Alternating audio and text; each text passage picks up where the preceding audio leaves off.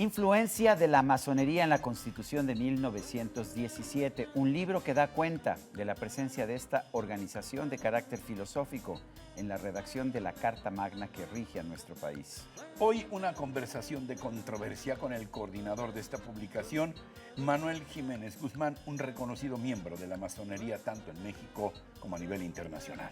En contraste, dos tipos sin cuidado, que esta vez visitamos un sitio emblemático de esta Ciudad de México. El restaurante La Polar, en el que, según dicen quienes saben de esto, se come la mejor birria de México. También hoy noticias que no cambiarán la historia. ¿Qué es y dónde está el mesenterio? El nuevo órgano del cuerpo humano reconocido después de 500 años por la ciencia médica. Hola, buenas noches. Gracias por estar con nosotros como todos los viernes. Muy buenas noches, mi querido Sergio, y bienvenidos todos ustedes a nuestra emisión número 79 de Sarmiento y Rocha. Eso me parece bien, suena muy bonito. No se vayan, que ya estamos de vuelta.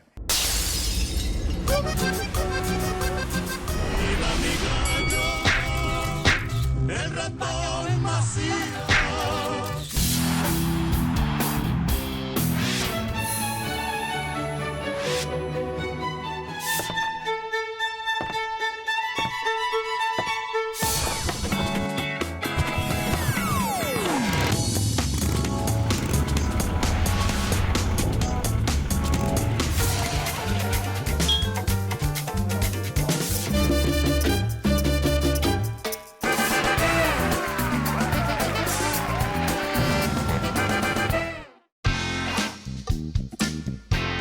Este domingo se cumple el centenario de la Constitución Política de los Estados Unidos Mexicanos, la cual fue finalmente promulgada, aprobada el 5 de febrero de 1917, allá en el famoso Teatro de la República de la ciudad de Querétaro. Un total de 219 diputados se encargaron en aquel entonces, en aquel momento histórico, de la redacción y promulgación de nuestra Carta Magna, mediante las firmas de Venustiano Carranza, primer jefe del ejército constitucionalista y grandes próceres. Bueno, meses más tarde, por cierto, Carranza ganaría las elecciones para convertirse en presidente de México. Manuel Jiménez Guzmán es economista de profesión y desde muy joven es un destacado político de nuestro país. Ha sido diputado federal en varias ocasiones y presidente de la primera Asamblea Legislativa del Distrito Federal, entre otras responsabilidades. Ha sido igualmente catedrático en nuestra UNAM y miembro del Colegio Nacional de Economistas, y siendo muy joven inició su carrera en la masonería, alcanzando importantes grados, los más altos en esta organización. Actualmente es Past Soberano, Gran Comendador del Supremo Consejo de México y Past Gran Maestro de la muy respetable Gran Logia Valle de México, desde donde coordinó este libro que tengo aquí conmigo, que se llama Influencia de la Masonería en la Constitución de 1917. Manuel, con el cariño de siempre, Gracias, ya lo sabes. Ricardo. Gracias, Ricardo. Antes de hablar de Sergio, las aportaciones de los masones, la pregunta es inevitable. Claro. ¿Es la masonería una secta secreta de Oculta, ritos oscuros y perversos, que en donde la secrecía es algo fundamental? Porque estás aquí y nos dices, soy masón, ¿no? Así y es. has tenido estos cargos y Así nunca que yo sepa has ocultado tu militancia como masón. Así es, desde la escuela secundaria, en donde ingreso yo a los grupos juveniles masónicos, me di cuenta de la importancia de la masonería en la historia de México y la historia universal. Hemos tenido grandes enemigos, Ricardo, Sergio. La Iglesia Católica, no la religión. La masonería no es religión. Hay católicos, protestantes, judíos, musulmanes, agnósticos, ateos. Pero sí la Iglesia los combatió con Clemente XII, expulsándolos. Excomulgarnos. Básicamente por nuestra militancia a favor de la ciencia. La excomunión vino contra comunistas, ateos, masones, etc. Esas leyendas negras y nuestra lucha contra Hitler, Mussolini, Stalin, Somoza, los grandes dictadores, hacen que estas leyendas negras a que te refieres hayan persistido. Pero, que Manuel, hacemos misas negras, que nos comemos a los niños, que somos secta. Pero si no es una religión, ¿qué es la masonería? ¿Qué Es ¿Qué una busca? ¿Qué trata? filosofía. Para José Martí es una sociedad de ideas. Para Simón Bolívar, masón grado 33 de la Gran Logia Lautero, es unión de pueblos. Para Benito Juárez es las reliquias que nos heredan nuestros abuelos en materia de ciencia y virtud. Para Voltaire, Diderot y Víctor Hugo es la lucha por la libertad, la igualdad y la fraternidad. Para Nietzsche es la filosofía humanista más importante de la historia. Quede claro, está citando a grandes masones. A grandes masones. Todos ellos. Beethoven, Mozart, Haydn, Bolívar, Washington, Lincoln, Roosevelt, Hidalgo, Aldama, Morelos, Jiménez, Abasolo, Luyando, Juárez, el Nigromante, Lerdo de Tejada, Venustiano Carranza, Madero, Pino Suárez, que son asesinados por la Embajada Norteamericana y la Iglesia Católica, Cárdenas, que fue gran maestro de la Gran Logia Valle de México, Portes Gil, Miguel Alemán, Martí, Bolívar, San Martín, O'Higgins, Sucre, Einstein. ¿Es una filosofía anticatólica o anticlerical? No, al contrario, al contrario. Estudiamos, Sergio, el Corán, estudiamos la Biblia. En el ara masónica están los libros de la ley. El ARA. El ara masónica, el que está en medio de un taller masónico. Yo filmé inclusive un programa en National Geographic abriendo las puertas de la masonería. Fui criticado por algunas voces todavía ortodoxas que no entienden los tiempos modernos, minoritarios, y desde luego por los grupos conservadores. Pero es un documental, Ricardo Sergio, que está pasando en todo el mundo. Abrir las puertas de la masonería. Los llevé al hospital de los Shriners. Tenemos 23 hospitales de niños quemados en Galveston. Los Shriners son una logia masónica, entonces.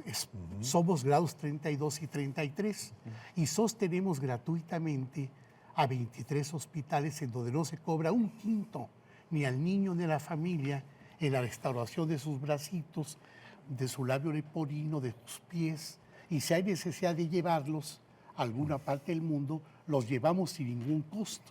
National Geographic se quedó impactado.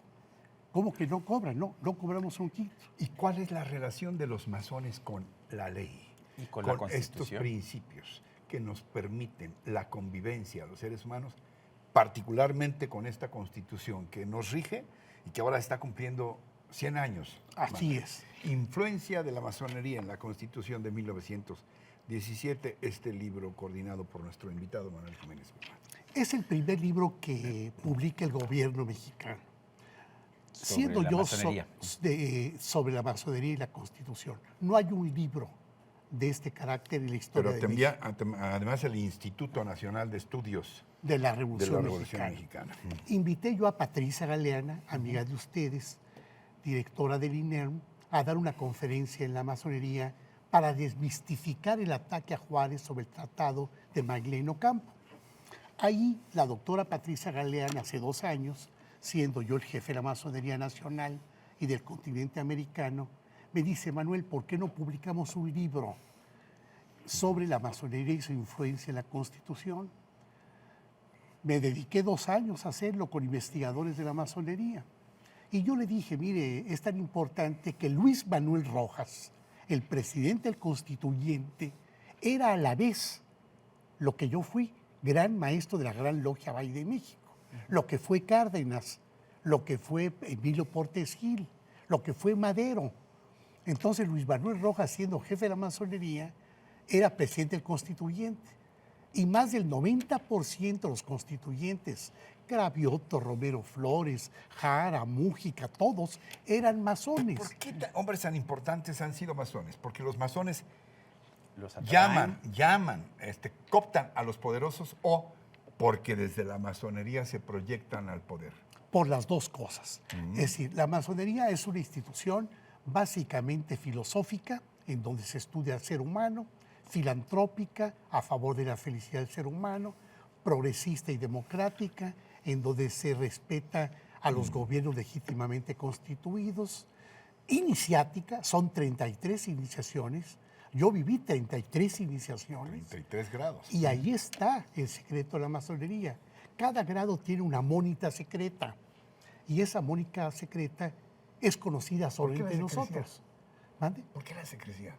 La secrecía porque es un ejemplo muy, muy sencillo para que la gente me entienda en televisión.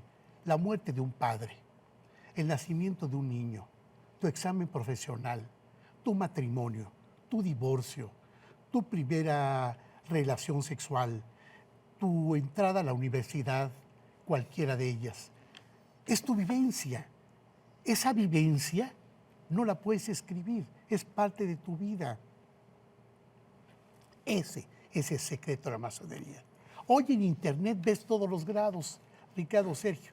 Metes en Internet y ves palabras, tocamientos, signos, lenguaje masónico, grados filosóficos, rito escocés, yorquino, misraim, universal, rito mexicano.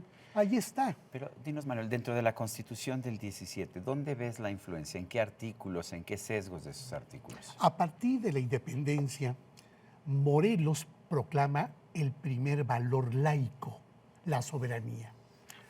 Antes se decía que la soberanía provenía de Dios o de rey, y él dijo no, en los sentimientos de la nación, proviene del pueblo.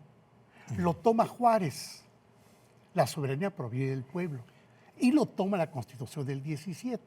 Ahora, con Juárez la ley de reforma y la Constitución del 57, por eso se dice que la del 17 es reforma a la del 57, se plasman los principios masónicos sociales que estudiamos en los 33 grados. ¿Cuáles son los Educación laica, Ajá. científica, democrática y ajena a prejuicios religiosos.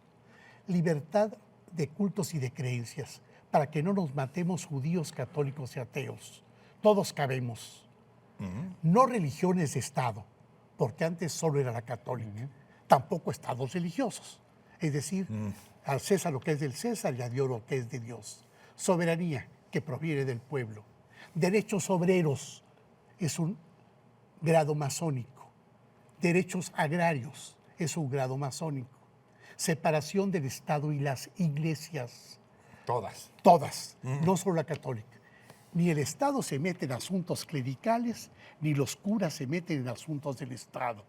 Cada uno en su función fundamental. Por eso Juárez dijo, los gobiernos civiles no deben tener religión, si bien sus gobernantes pueden profesar la que su conciencia les dicte. Como Juárez lo hacía de alguna manera, ¿no? Exactamente. Juárez nunca negó, Que era católico. claro. Sin embargo, fue pulcro en cuanto a que abandonó el Te Deum, abandonó a la influencia de la Iglesia y creó la ley de cementerios, la ley de registro civil, la ley de culto religioso, la separación del Estado y la Iglesia, la desamortización de los bienes de la Iglesia y separó los asuntos de la Iglesia y del Estado. Pero ahora también en la del 17 se consagran estos principios que analizamos en este libro, que son principios masónicos, la independencia de los pueblos, los derechos humanos. Quien proclamó por primera vez la equidad de género, Sergio y estimado Ricardo, fue Nigromante, en donde Ignacio dijo Ramírez. que el hombre y la mujer tienen los mismos derechos y que la mujer tiene en todo tiempo el derecho de decir sobre su propio cuerpo. La lucha ambientalista, los derechos humanos, los derechos sociales, la libertad de cátedra, la libertad de creencias, son principios masónicos que se discutían en las logias y se llevaban al constituyente. Yo averigüé, porque tengo acceso a todos los archivos. He sido todo en la masonería. Ya no hay otro cargo más que pudiera yo ocupar. No existe. Entonces, tengo la posibilidad de entrar a los archivos más discretos de la masonería. Entré y sin revelar nada, en base a las actas de iniciación, me di cuenta de la importancia de los constituyentes, como aquí lo digo, y los investigadores. ¿Dices que 90% eran? 90% eran masones. Y vamos a publicar un libro que se llama Antología Masónica, en donde vamos a demostrar nombre por nombre a qué logia pertenecían. Bueno, pues ahora que estamos festejando los 100 años de la Constitución del 17, un libro muy aleccionador. Como aleccionador ha sido, la verdad, platicar contigo, Manuel. Aprendemos mucho, con mucha admiración y reconocimiento de toda la vida. Gracias por estar con nosotros. Finalmente quiero hacer un anuncio muy importante. A ver. Vamos a ir a la frontera y nos vamos a sumar al señor presidente de la República, a las voces mexicanas frente a esta actitud amenazante del señor Trump.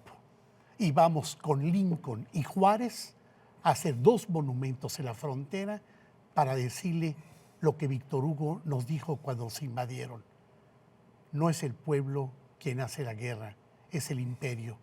Ojalá el imperio no le haga la guerra a nuestro país. Manuel Jiménez Guzmán, gracias. Gracias por estar con nosotros. Fíjate que estás frente a 2 tipos sin cuidado que de pronto se salen a descubrir cosas por ahí, ¿no? Es verdad, En es la verdad. Ciudad de Aquí México. el señor Rocha y un servidor. Venga, vamos. Gracias, gracias. Ricardo, ¿no que me ibas a traer a un lugar helado? ¿No me dijeron que helado? Te voy a traer a un lugar helado que además, mira, si ver. nuestras autoridades de salud fueran un poquito más sensibles, este lugar debiera ser como un hospital de primera instancia. ¿Y por qué? Porque aquí te las curas, man, Ah, todas, bueno. Es famosísimo por eso. Es la Polar, se llama, ¿no? La Polar, que es un lugar muy característico de aquí, de la colonia San Rafael, que sabes que es una colonia muy teatrera. Aquí están los teatros de la familia Fábregas, Manolo, Fela, todos ellos. Vente aquí, mi querido Sergio. Y Es muy famoso el lugar, ¿no? déjame llamar a don Enrique Gutiérrez, que es mi cuate. Don Enrique, ¿cómo está? Véngase para acá. Que lleva aquí 30 años en la Polar. Don Enrique, ¿Cómo está? mi querido? Me trajo aquí don Ricardo, siéntese. Véngase acá, don Enrique. Me trajo don Ricardo, me dijo que me iba a traer un lugar helado, pero yo no veo que esté esto muy polar, digamos. Aquí hay fama de dos cosas. La mejor birria de todo el país, las cervezas más heladas también.